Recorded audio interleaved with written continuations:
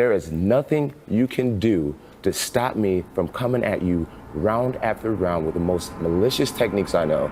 You will lose this fight, Daniel Cormier. I want you to believe it.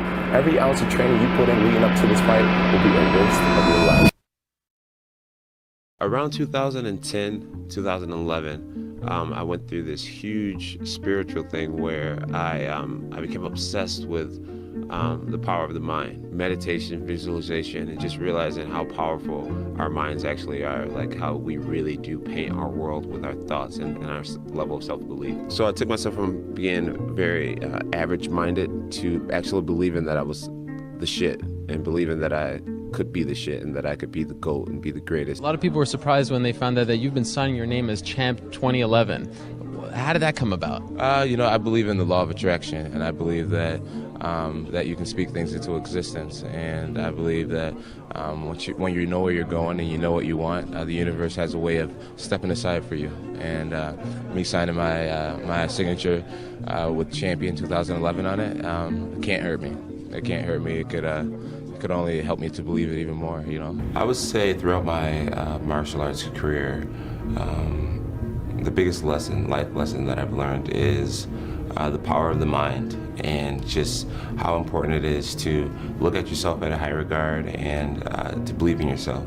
I think in order to paint a bright future for yourself, you have to be able to see it in your mind. You have to believe in it, and the more you believe in it, the more your world will start to change, and the more you'll just start to see your beliefs come to pass. What do you think the sport's going to be, when UFC 200 rolls around? And where do you think you're going to be 9 years from now, 10 years from now? I'm hoping to be a champion. Yeah. I'm hoping to be a champion. I'm believing that I'll be a champion. I would love to grab the belt, hang on to it, and be the next GSP or be the next Silva, and keep the fans excited. The UFC is growing, and it's just a tremendous thing to be a part of. It's changed my life, and I embrace what it is to the fullest. I'm just excited to be a part of it. I have a lot of pride in it. Started thinking about it the day that I decided that I was going to go up to heavyweight. My goal for 3 years now is to become the heavyweight champion of the world. It's what I pray about. It's what I sleep on. It's what I dream about. It is who I am, and I will get it done. But I just feel it in my whole being that I'm the best fighter on the planet, and now my job is just to prove it. You've been saying something that I find to be very interesting, that the butterflies in your stomach are in formation. I've never heard that before. I think it makes a lot of sense. What do you mean by that? Elaborate. What I mean by it? Okay, so the butterflies in formation, basically it means when you have butterflies and you're feeling anxious and you have anxiety or nervous, that's when you're most powerful, I believe. And either you can, you're most powerful. So a lot of people, instead of homing this power and using it, they allow it to just consume them. There's another quote that says, a big challenge or big pressure is like a fire. It's like a raging fire.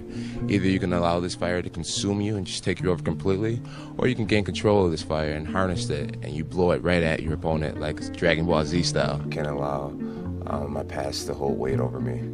You gotta forgive yourself for mishaps in life, and you gotta move forward. You can't hold yourself in prisons, and you can't allow anybody else to hold yourself in prisons.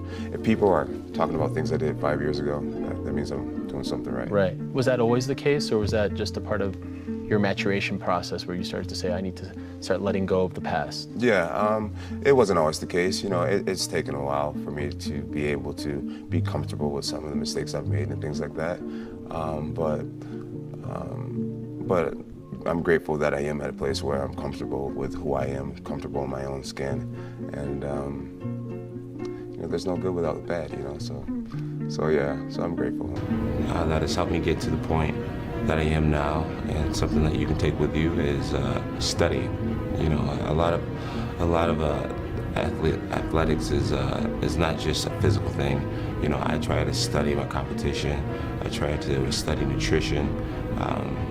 I try to study other great athletes, guys who've done great things in the past, and try to model, myself after them. So I'm big on the mental game when it comes to being an athlete, sports psychology and things like that. So really focusing on the mind, not only the body, is important. Do you have moments where you're like, man, how did this happen? Like, how have I been able to stay on top for this long? Do you have moments where you talk to yourself like that? You know, I do, and I always just point it back to God, man. Honestly, man, it's God's grace, and I know everyone's not a believer, and a lot of people think, I wish you just wouldn't talk about God, but it really is God's grace. It really is, man. He has sustained me through so much, through the death of my mother, through facing a 4-year suspension, through just my dumb mistakes. He's probably protected me in ways that I don't even know he has. But really, I just point it to God's grace, man. You know, I wear this tattoo on my chest, Philippians 4:13, that I can do all things through Christ who gives me strength. And I genuinely believe that I can do anything. And I'm not surprised that I'm still here. And I believe that I could possibly be here a decade from now. It's amazing for a guy who I believe was a janitor, right? And you got into this because you needed to get some money for diapers, right? Yeah, I was applying to, I was a bouncer actually, making $50 a night, and I was applying to be a janitor because I would have benefits. Wow. And right when I was waiting to get the call back, someone wrote me on Twitter, a guy named Gary, a kid that I never met, and he said, hey, my cousin owns an MMA gym in Cortland, New York, which is about 45 minutes away. Didn't have a car. And I was driving my fiance's car to commute over to these practices. I got that phone call on a Saturday night, and I was heading to my first practice that next Monday.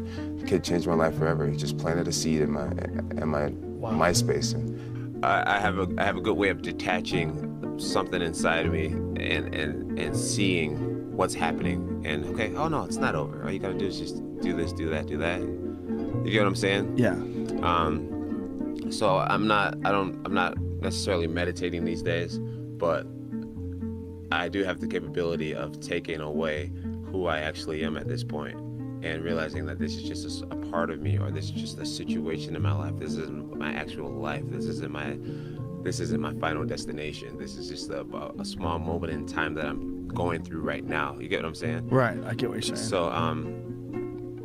So that's my form of meditation. I step away from terrible situations and look at myself as if it's the future, and I'm looking back on what's happened to me or what's happening, and I say, okay, how can I get myself out of this? How can I make this better? What do I need to do to turn this around?